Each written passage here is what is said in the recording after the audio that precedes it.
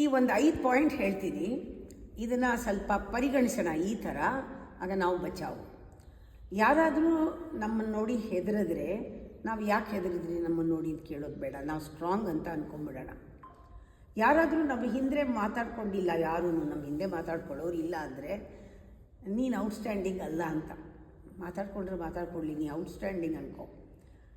ಯಾರಾದರೂ ಅಡ್ವಾಂಟೇಜ್ ತೊಗೊಂಡ್ರೆ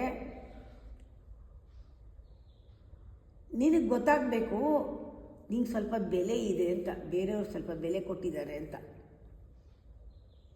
ನಿನ್ನನ್ನು ಬೇಡ ಅಂತ ದೂರ ಇಟ್ಟರೆ ಒಳ್ಳೆಯದು. ನಿನಗೆ ಒಬ್ಬನೇ ಇರೋಕ್ಕೆ ಸ್ಟ್ರೆಂತ್ ಇದೆ ಅಂತ ಅನ್ಕೋ. ಅದಕ್ಕೆ ನಿನ್ನನ್ನು ಇಟ್ಟಿದ್ದಾರೆ, ಅವ್ರು ನೆಗ್ಲೆಕ್ಟ್ ಮಾಡಿಲ್ಲ, ನಿನ್ನ ಕೈಲಿ ಆಗುತ್ತೆ ಅಂತ ನಂಬಿದ್ದಾರೆ ನಿನ್ನ. ಆ ರೀತಿ ಅನ್ಕೋ. ನಿನ್ನನ್ನೇನಾದ್ರೂ ಇಮಿಟೇಟ್ ಮಾಡಿದ್ರೆ ನಿನ್ನ ವರ್ಚಸ್ಸೇನಿದೆ ಅದು ಅವ್ರ ಮೇಲೆ ಇನ್ಫ್ಲೂಯೆನ್ಸ್ ಆಗಿದೆ, ಅದಕ್ಕೆ ನಿನ್ನನ್ನು ಇಮಿಟೇಟ್ ಮಾಡ್ತಾಯಿದ್ದಾರೆ, ಮಾಡಲಿ ಬಿಡು.